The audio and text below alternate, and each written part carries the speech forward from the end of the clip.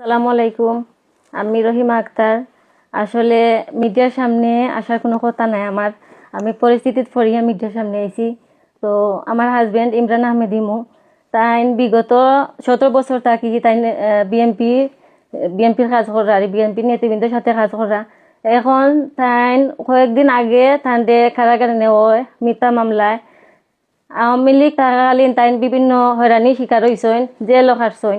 কিন্তু বর্তমানে আওয়ামী লীগ নাই, তারপরেও তান্ডে যে কারাগারে রাখার মিথ্যা মামলায় তান্ডে একবারে কারাগারে নেওয়া হয়েছে। তারপরে আমি জামিন করাইছি।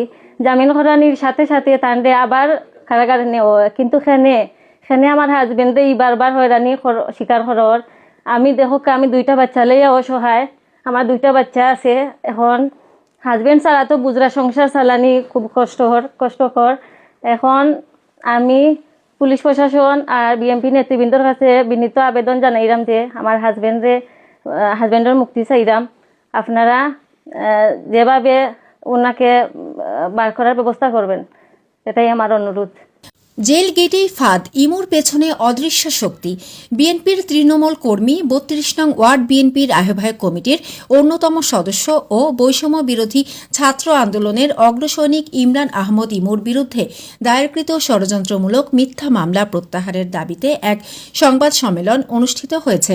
সংবাদ সম্মেলনে বক্তারা অভিযোগ করেন, দীর্ঘ 17 বছর ধরে জেল জুলুম নির্যাতনের শিকার ইমরান আহমদ ইমুকে গত 19 অগাস্ট একটি মামলায় গ্রেফতার দেখিয়ে কারাগারে প্রেরণ করা হয়।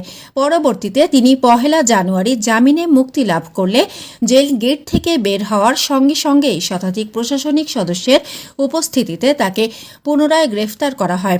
এরপর তাকে শাহপরান থানায় সোপর্দ করা হলে থানার ওসির সঙ্গে যোগাযোগ করা হলে তিনি জানান, ডিসি সাহেব জানেন উপরের নির্দেশ আছে।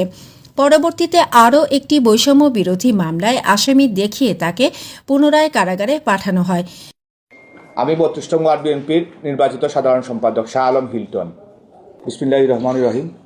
আসসালামু আলাইকুম। প্রিয় সাংবাদিকবৃন্দ ও দেশবাসী, বাংলাদেশ জাতীয়তাবাদী দল বিএনপির ইমরান আহমদ ইমু একজন সক্রিয় নিবন্ধিত কর্মী। ছাত্রদল থেকে যার রাজনীতি আরম্ভ হয়, 32 নং ওয়ার্ড বিএনপির সাবেক আহ্বায়ক কমিটির অন্যতম সদস্য এবং বিগত দলীয় কাউন্সিলে সাংগঠনিক সম্পাদক পদপ্রার্থী হয়ে দলীয় ভোটারদের মাঝে 56 জন কাউন্সিলর ভোট প্রদান করেন। বিগত জুলাই আগস্টে বৈষম্য বিরোধী আন্দোলন ইমরান আহমদ ইমু সক্রিয় ভূমিকা পালন করে এবং একজন অগ্রসৈনিক হিসাবে ছিল। এখন পুলিশ বাহিনী কোনো মামলা ছাড়া, ওয়ারেন্ট ছাড়া তাকে অ্যারেস্ট করে বৈষম্য বিরোধী মামলায় অন্তর্ভুক্ত করে, যা আমাদের 32 নং ওয়ার্ড সহ সকল বিএনপি পরিবার উদ্বিগ্ন। এবং আমরা প্রশাসন সহ সকলের কাছে আবেদন, কেন ইমরানকে ছাত্রলীগ কর্মী হিসাবে মামলা দেওয়া হলো। বিগত 1/1/2026 ইংরেজি তার জামিন হওয়ার পরও আবার জেলগেট থেকে তাকে পুনরায় গ্রেফতার করা হয় এবং আরেকটি বৈষম্য বিরোধী মামলায় আসামি করা হয়। এজন্য আমাদের বিএনপি পরিবারের আজকের এই সংবাদ সম্মেলন এবং 32 এবং 35 নং ওয়ার্ডের বিএনপির পক্ষ থেকে তীব্র নিন্দা জ্ঞাপন করছি। ওয়ালাইকুম রহমতুল্লাহ। আমি 32 নং ওয়ার্ড বিএনপির সভাপতি জিয়াউর রহমান সুমন। আজকে সাংবাদিক সম্মেলন ইমরান আহমদ ইমু, যে আমরা বিএনপির 32 নং ওয়ার্ড বিএনপির আহ্বায়ক কমিটির সদস্য আছি। সেপ্টেম্বর 24, 2025 আমরা কাউন্সিল হয়েছিল। কাউন্সিল হয়ে সাংগঠনিক সম্পাদক প্রার্থী আছিল। 56 জন কাউন্সিলর ভোট প্রদান করছেন। সম্মানিত 56 জন কাউন্সিলর ভোট প্রদান করছেন। আসলে এখন দুঃখজনক কথাও লাগে যে তারে এখন বৈষম্য বিরোধী ছাত্র আন্দোলনও তারা গ্রেপ্তার দেখানিওর। তো এটা আসলে গত 1/1/2026 ইংরেজি তার বেইল হওয়ার বাদে আবার রিটার্ন তারে গ্রেফতার দেখানি হয়েছে। এটা আসলে খুব দুঃখজনক। এর তীব্র নিন্দা প্রতিবাদ জানাইলাম আমি 32 নং ওয়ার্ড বিএনপির পক্ষ থাকি। এটা তো আসলে ষড়যন্ত্রমূলক, এটা টোটাল মিথ্যা। তার অনেক ডকুমেন্টস আছে আমরার কাছে যে হে জাতীয়তাবাদী পরিবারের 5 আগস্টর আগর, 5 আগস্টর বাদর নাই। 5 আগস্টর আমরার যে আহ্বায়ক কমিটি, এটাও 5 আগস্টর আগর, এটা আজকের না। এটা তো ডকুমেন্টস আছে 11/9/2023 ইংরেজির।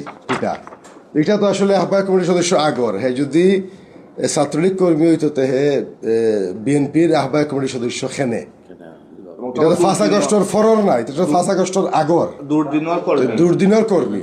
টোটাল ডকুমেন্ট আছে, আপনারা নিতে পারবা, আমরা দিব, আপনার টোটাল ডকুমেন্টস আছে, আপনার কাছে টোটাল ডকুমেন্ট আছে।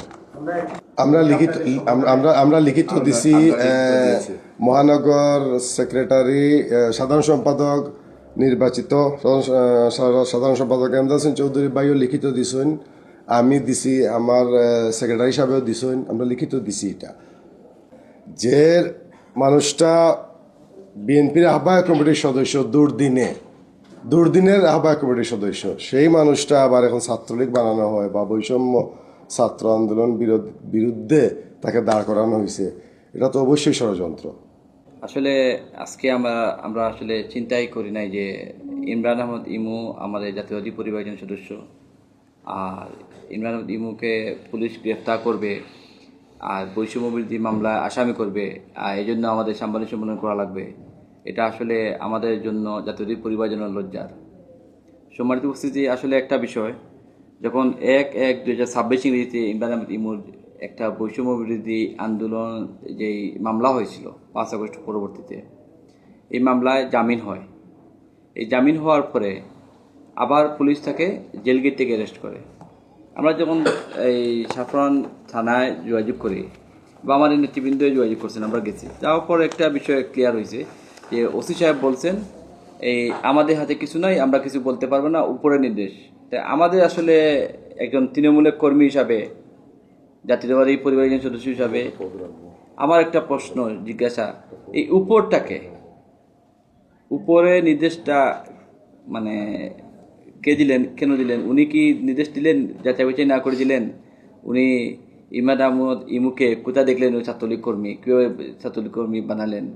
এটা আসলে আমার প্রশ্ন না, এটা আমাদের বৃহত্তর এলাকার 32% সবার জাতীয়বাদী পরিবারের সকল সদস্যদের একটাই প্রশ্ন, এটা কেমনে কি হইল? এটা যদি এরকম হয়, একজন জাতীয়বাদী পরিবারের যে সদস্য যে বৈষম্য বিরোধী মামলা ইমরান আহমদ ইমু বিগত 1/1 জামিন পেয়েছে, ওই মামলা যে বাদী যখন আহত হয়, গুলিবিদ্ধ হয়, তখন ইমরান আহমদ ইমুর সাথে ও আন্দোলনে ছিল, একই জায়গায় গুলিবিদ্ধ হয়েছে। তারপর ওই বাদীকে ওই ইমরান আহমদ ইমু হসপিটালে নিয়ে গেছে, গুলি বের করার জন্য চেষ্টা করছে। এরপরে যখন 4 আগস্ট যখন নয়া সড়কে তুমুল সংঘর্ষ চলে ছাত্রলীগের, এই ছাত্রলীগ, যুবলীগের, স্বেচ্ছাসেবক যাতে সন্ত্রাসীরা গুলি করে, যারা গুলি করছে তারা ওই ইমরান আহমদ ইমু তো তখন মারা যেতে পারতো।